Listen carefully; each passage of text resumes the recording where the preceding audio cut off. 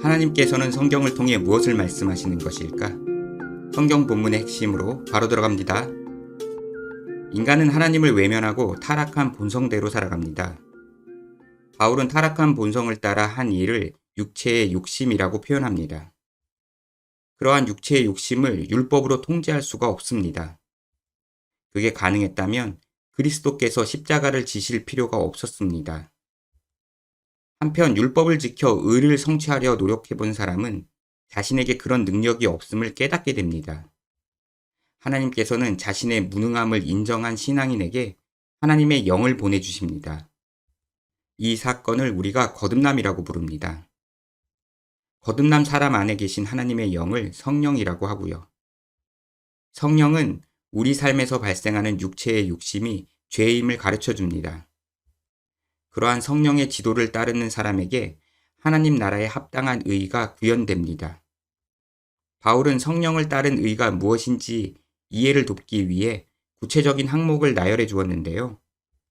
우리는 그것을 성령의 9가지 열매라고 부릅니다. 오늘은 한 구독자께서 요청하신 성령의 9가지 열매에 대해 생각해 보겠습니다. 바울은 성령을 따른 결과를 사랑, 희락, 화평, 오래 참음, 자비, 양선, 충성, 온유, 절제라고 했습니다. 그런데 성령의 열매는 단수형입니다.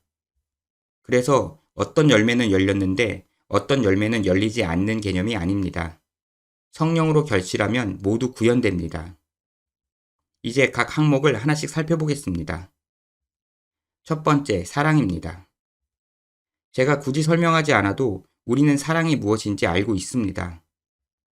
사랑을 한 문장으로 표현하면 상대방이 잘 되기를 바라는 마음과 행동 아닐까요?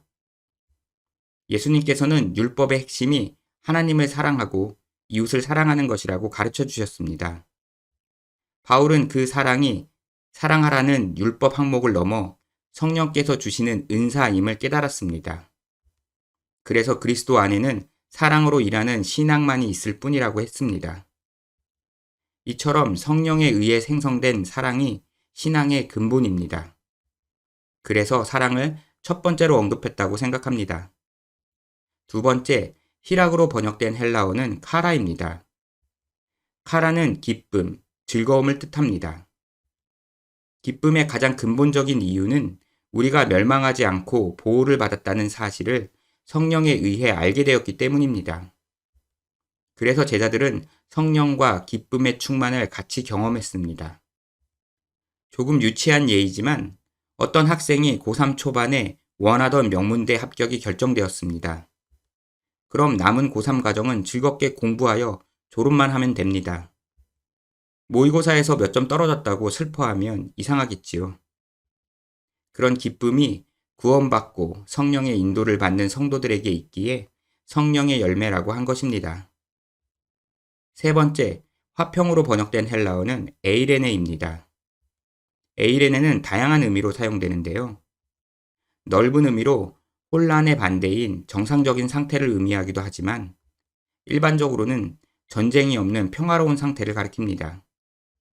즉, 인간관계의 조화를 의미합니다. 바울은 에베소서에서 성령의 열매로 언급한 단어를 나열하며 교회의 연합을 강조했습니다. 그로 미루어 보아 성령을 따른다면 성도의 관계에서 조화를 이룬다고 말한 것으로 보입니다.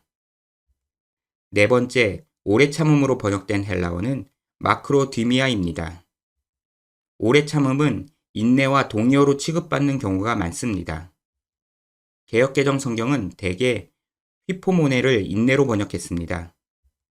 야고보는 오래 참음과 인내를 동의어로 취급했습니다. 그러나 바울은 이 두 단어를 구별해서 사용합니다. 인내는 고난을 견디는 힘을 가리키고 오래 참음은 용납하고 수용하는 힘입니다. 그러므로 바울은 성령을 따른다면 다른 이의 연약함을 용납한다고 말한 것입니다. 다섯 번째, 자비로 번역된 헬라어는 크레스토테스입니다. 크레스토테스는 하나님께서 우리를 불쌍히 여기는 마음을 설명할 때 사용되었습니다. 바울은 그러한 하나님의 마음을 우리가 가져 서로 용서하는 게 마땅하다고 했습니다. 이처럼 성령을 따르는 사람은 다른 이에게 자비로운 마음을 가지게 됩니다. 여섯 번째, 양선으로 번역된 헬라어는 아가도시네입니다. 아가도시네는 기본적으로 도덕적인 선함을 의미합니다. 바울은 에베소서에서 거듭난 자가 빛의 열매를 맺는다고 비유했습니다. 그 열매는 모든 아가도시네입니다. 성령을 따르는 사람은 우리가 착하다, 선하다라고 부르는 일을 할 것입니다. 일곱 번째, 충성으로 번역된 헬라어는 피스티스입니다. 피스티스는 매우 유명한 단어인데요.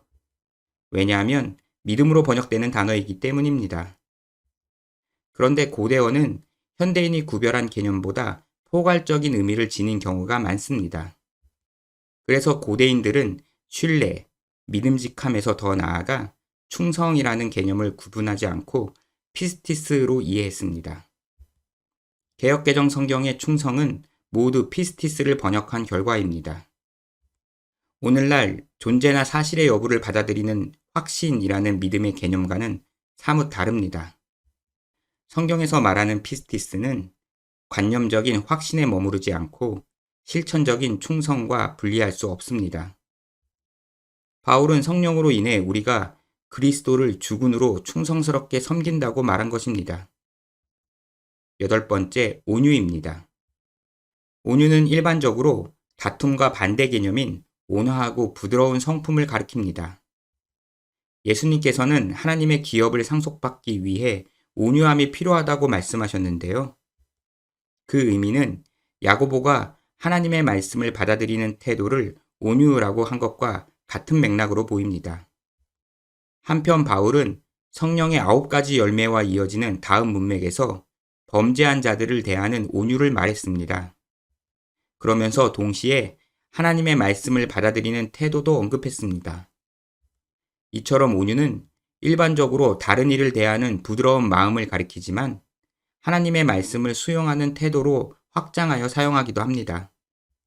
따라서 바울은 다른 이들에 대한 부드러운 마음과 하나님의 말씀을 받아들이는 태도 모두를 염두에 두어 온유를 말했다고 생각합니다. 아홉 번째, 절제입니다. 일반적으로 절제는 욕망의 자제력을 의미합니다. 바울은 교회의 지도자에게 절제가 필요하다고 했습니다. 베드로는 진리의 지식 가운데에도 절제가 필요하다고 설명합니다. 절제는 육체의 일로 언급했던 음행, 호색, 방탕함의 반대 개념을 가리키는 것으로 보입니다. 이상으로 성령의 열매인 9가지 항목에 대해 생각해 보았습니다. 마지막에 이 같은 것을 금지할 법이 없는 이라는 9가지 내용을 반대하는 율법이 없다는 말입니다. 즉, 성령을 따른 결과는 율법을 충족시킨다는 의미입니다. 지금까지 타브의 바이블 코어였습니다. 시청해주셔서 감사합니다. 제가 영상을 제작하는데 인도 구루가온 임마누엘 교회의 도움이 큽니다. 성도분들께 존경과 감사의 마음을 전합니다.